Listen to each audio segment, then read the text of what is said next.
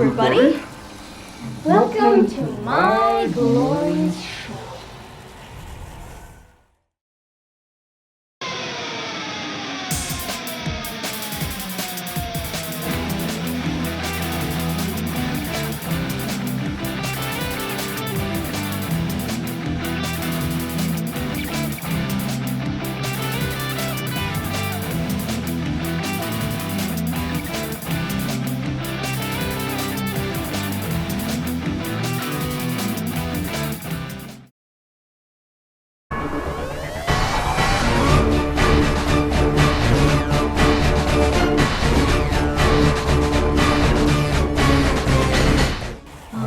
Hell of a week, I can tell you.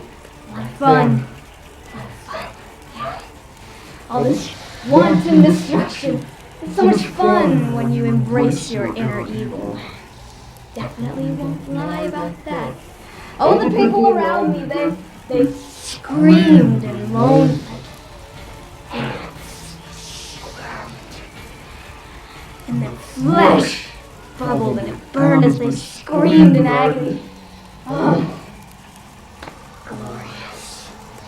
But I'm a bit tired of all this wanton destruction. Evil takes its toll on the body just as much as being good does. So I think I'm going to settle down a bit and do a review of a cartoon. Yes, one final cartoon review before I take over the rest of this synthetic world. And you know, on this show I feel like I don't give enough light to the villains. Yes, I don't give enough light to the villains. No, I'm busy focusing on the goody two-shoes protagonists. Well, that ends today. Yes, I'm going to do a cartoon that focuses on the villain. And I can think of no better place to start than with a little cartoon simply known as Invader Zim. Yes, you have been asking me to do this for some time, so I feel it'd be my last merciful act before I kill every single last one. But all you sniveling worms out there want to know where this cartoon came from, don't you? So, Invader Zim is an animated series made with a blend of 2D and 3D animation, created by Jonan Vasquez, produced by Nickelodeon Animation Studios, and aired in 2001 on Nickelodeon with a total of 27 22-minute episodes, but it was abruptly cancelled in its second season for low ratings and a lack of money. Oh, I always hate it when animation companies, they keep good villains down! But that's enough of the history. I'm sick of all it. It's time to delve into our inner villains as we take a good, nice look at Invader Zim.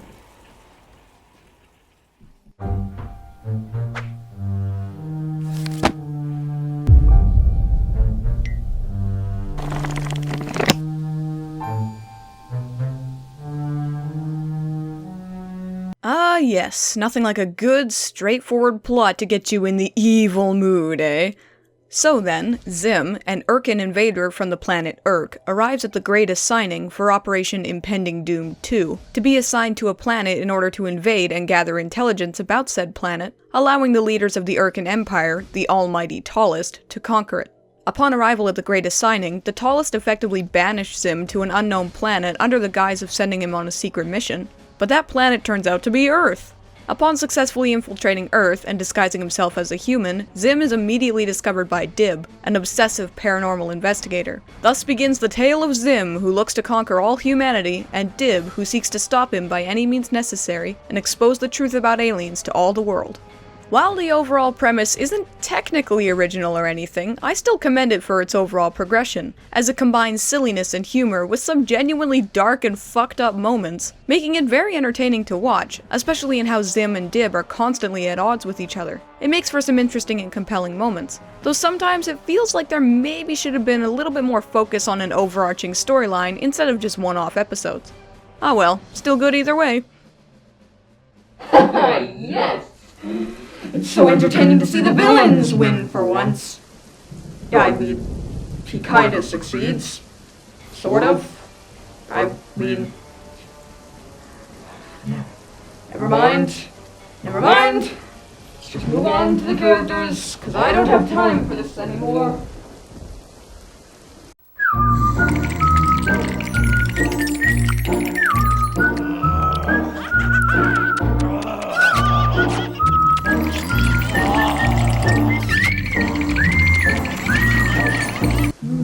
Yes, all this wanton destruction. So... right. Yes, so we're going to talk about the characters now, and while we're occupied with that, I think I'm gonna go blow up a nuclear power plant or a children's hospital or something evil like that. Zim is the protagonist, and is technically an anti-hero of sorts, as he is an Urkin invader with plans to enslave all humans, or destroy the Earth, or, you know, something evil and sinister. However, because of Zim's overzealous and naive nature, he often ends up foiling his own plans.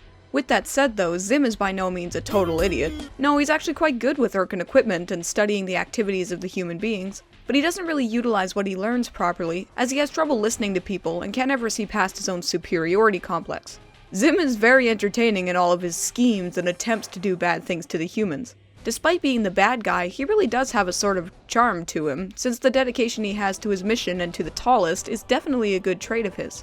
His persistent nature and devotion to villainy prevent his constant failures from getting annoying, which is a great thing, as he could have very easily become extremely irritating with multiple failures, like many, many villains are wont to do. But a villain is only as strong as its opposition, I always say. Well, I mean, I don't always say that, it really depends on the thing, and fuck, that was stupid. Yes, the one who opposes Zim is Dib, a young paranormal investigator who obsessively tries to prove to the world the existence of aliens and other paranormal phenomena. Dib is much more observant and intelligent than the people around him, but his constant prattling on about aliens make everyone see Dib as crazy and big-headed, figuratively and literally. I like Dib for a lot of the same reasons I like Dipper from Gravity Falls. I've always had a soft spot for those observer-type characters who see the world for what it really is and get shunned by others as a result. While I can sympathize with Dib and enjoy his presence quite a lot, as well as his opposition of Zim, I have to admit that I wish he had a little bit more humility. A real genius doesn't need to call themselves a genius. But anyway, yes, Dib is quite entertaining, and would have been nice to see him get some vindication at some point, but for what we got, he's certainly a big head worth being with. Ah yes, now we've reached the part of this review that I know you're going to hate me for saying, but guess what? I don't care! I blew up all the major cities in the earth! Do you think I fucking care what you think? Accompanying Zim is Gur, a malfunctioning SIR unit made to aid in an invader's infiltration of a planet. Gur is extremely loud and unpredictable, doing random shit and generally causing much more trouble than he's worth, often leading to Zim's plans failing because of his tomfoolery. Personally, I find Gur pretty annoying. Let it never be said that I don't think he's completely unfunny, I just don't find his frequent bouts of screaming and randomness all that amusing. He reminds me of some kind of hybrid of Catbug from Bravest Warriors and Olaf from Frozen, and his erratic behavior becomes a bit predictable as the series goes on. As in, Zim asks Gur to do something, and he just does the total opposite most of the time. Again, Gur isn't terrible, and is still quite funny, I just find him to be a little too grating at times. And lastly, there's Gaz, Dib's younger sister who has only two passions in the world, video games and pizza. Beyond those two things though, Gaz is emotionally detached and generally tries to ignore everyone and everything, though she always makes time to beat up her brother. I'm not sure what Gaz's deal is. Seriously, she's quite fucked up. I'm not even sure if she's funny, she's just so off that I can't even say if I like her or not. Actually, no, you know what, I don't think I do. Yeah, once Gaz stops being incredibly weird, there's not a whole lot to her.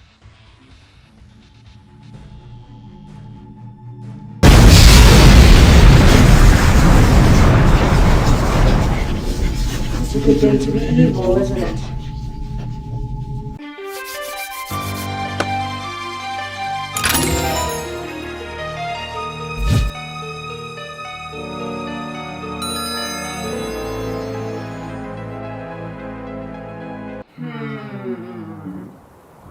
I'm thinking over there will be the statue commemorating my greatness, and over there is going to be the enormous mini-mall dedicated to my glory, and I think over there is going to be where the splash park will be built where I can frolic and play after the coming nuclear winter has died out. Yes, it'll be fun indeed. Oh, but you don't want to hear about my plans of world conquest. No, you want to hear about this cartoon, don't you? Inside fools. Okay, let's open up this big sack of good stuff, shall we? First off, the design of this series is very stark and visually appealing, with its use of dark primary colors, heavy black lines, and menacing shadows. I'd say the overall style is very much like a comic book, and that makes sense considering that the series was made by a comic book writer. Actually, the style reminds me most starkly of Psychonauts, which did come out after Invader Zim, yeah, but I still can't help but draw a comparison, especially since Zim and Raz are played by the same voice actor, but that's a whole different story. And, as I said before, the confrontations of Zim and Dib are very entertaining to watch, as their conflicts can range anywhere from petty schoolyard taunting to full-blown planetary warfare against each other, making for some fun and imaginative scenarios. Also torture. They torture each other a lot, which is great fun to watch. While this series is definitely not the funniest in creation, it's still very amusing most of the time, and had me coughing up my tonsils with laughter more times than I'd care to say. But really, I think the main factor of enjoyability this series has comes from its overall uniqueness, as there really isn't anything quite like it in the animation world. It certainly occupies its own table in the lunchroom of animation, but on the other hand, I think a big part of what makes this series good isn't so much what it did, and more what it didn't get to do. As I mentioned earlier, the series faced abrupt cancellation due to lack of funds and ratings, so many of the proposed episodes, some of which had very good concepts, were left unmade. And as it stands, what we got honestly just wasn't enough, making the speculation as to what could have been improve what actually did happen, since its potential never got fully reached. That's not to say the actual produced part of the series is bad, no, not in the slightest. I just think that the unjust cancellation of the series really helped it secure its place in the upper echelon of animation, along with its many other positive qualities. Yes, I'll have 2 large pepperoni pizzas with extra white cheddar and a medium Dr. Pepper, please. No, I don't want any dips. My address? Oh, you know where that Mountain of Skulls is? It's like 2 blocks down from the Walmart. No, you past the River Blood. No, to the left of the Justin Bieber concert. Yeah, that one. Yeah, you can deliver the pizza there. And the money will be in, it'll be on a spare rib cage near the bottom of the pile. You can just grab it. Yeah. Okay, thank you. What? You don't think I've ever eaten anything on screen? I have, all the time. In every single one of my reviews, I had at least 4 Twinkies and a gravy boat in my mouth at all times. You just didn't notice because I edited it out. Yeah, that's true.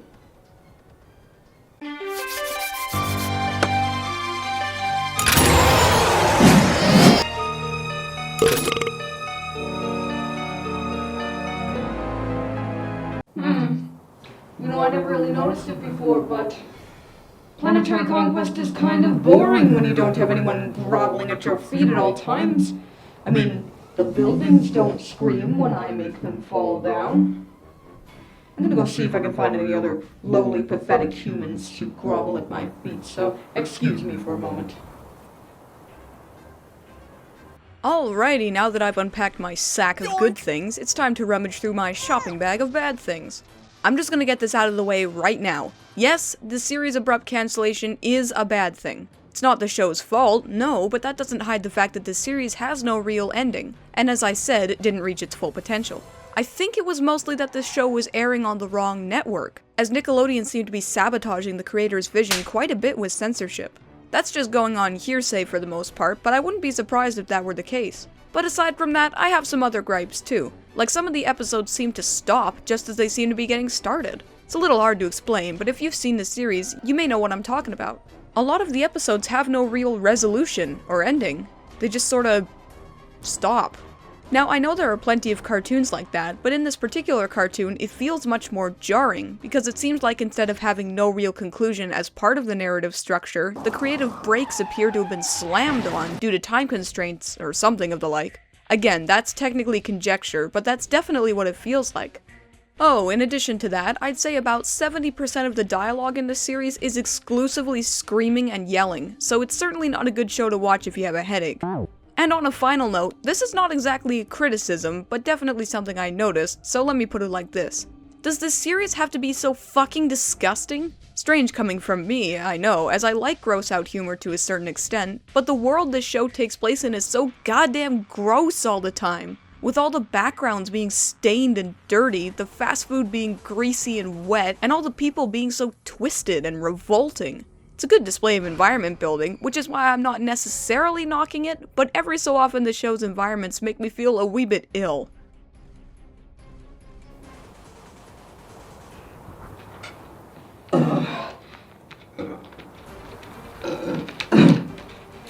Okay, my conquest of destruction is ready to go again. I'm rested and fed. It's time for me to be evil again. But I'm missing something, aren't I? I need to talk about my least favorite episode so I can wrap this whole debacle up in a neat little bow, yes, because that's what you all want, isn't it? I'll just delay my evil making for another bit. Satisfying.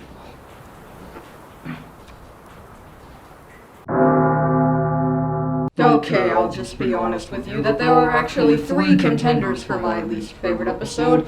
But only one can win, so I'm going to have to say that my 2 runners-up are Mortoaster Soul Stealer and The Voting of the Doomed, but the grand prize winner is Gaz, Taster of Pork. In this episode, Dib uses one of his spell drives to cast a spell on Gaz before trying it on himself, causing her to become afflicted with a curse that makes everything she eats taste like pig. So why did this particular episode win out over Mortoaster Soul Stealer and The Voting of the Doomed? Because those 2 episodes, while silly and boring, were not 22 minutes. But this episode is basically just 22 minutes of Gaz eating and spitting out food, pig-related imagery, and Dib acting very out of character, as his casting of the spell on Gaz seems unusually short-sighted and cruel of him. Maybe I'd look more fondly upon this episode if it wasn't one of the very last ones to be produced, but unfortunately, this one can go to the slaughter. Another close call for episodes, it seems. Yes, not quite as close a call as the others, but I'd have to say that my runner-up for a favorite episode is Bad Rubber Piggy. But my favorite episode overall is Halloween Spectacular of Spooky Doom. In this Halloween special, Dib starts getting bizarre visions of a terrifying world where everything is scary and messed up, causing him to appear even more crazy than usual to the people around him. Dib then gets carted off to the crazy house for boys, while Zim tries to defend himself against the candy-devouring trick-or-treaters, who he thinks are after his blood. This is strange, because usually holiday specials rank pretty low on my list of favoritism, but this one stands above the rest to me because of what I referred to in my Generator Rex review as personal pain, which is a condition or pain that only one person can feel. Stories about personal pain always catch my attention, and I quite like Dib's personal pain in this episode. That may sound a bit fucked up, yeah, but remember, I am evil after all. Invader Zim is certainly a sad tale in the annals of animation history. Were it able to reach its complete conclusion, it may have been one of the greatest animated series ever made, but unfortunately we will never know that. But from what we did get, we got a series that has buckets of charm, oodles of creativity, and it left a great lasting impression on the hearts and minds of its many devoted followers and not so many viewers. I give Invader Zim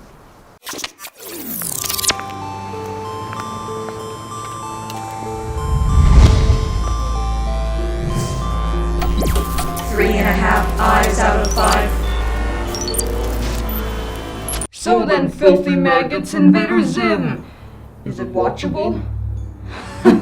I may be evil and terrifying, but I would never say no to a question like that. I think all of the rabid fans of Invader Zim would drink my blood.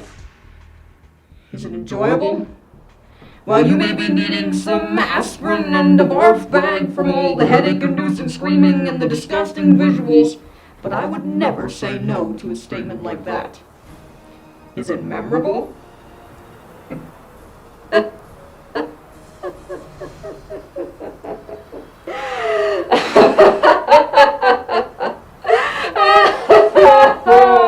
Asking me if Invader Zim is memorable.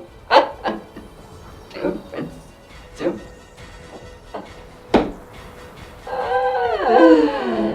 Oh. So then, my final review is over. It's time for me to move on from being a simple internet reviewer to Lord and Master of all humanity. And then when I get bored of that, I'll leave this earth and find a new planet to conquer, just like the mighty Urkin Empire. For I'm Sol, ruler of humanity, evil villain, and I will never let go of my grip on this earth. No, I will rule it forevermore, because I am... what the...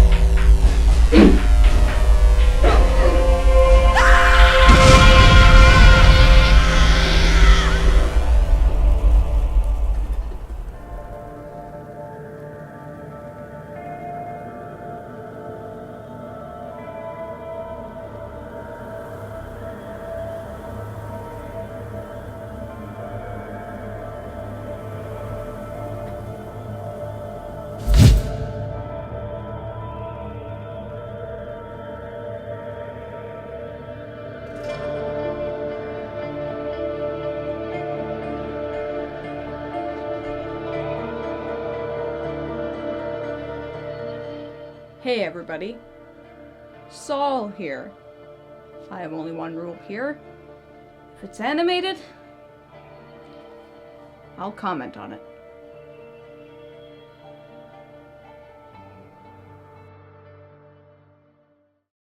Welcome everybody to my show. Yes. I don't remember what I was supposed to say. Kinda boring when you don't have any... I'm gonna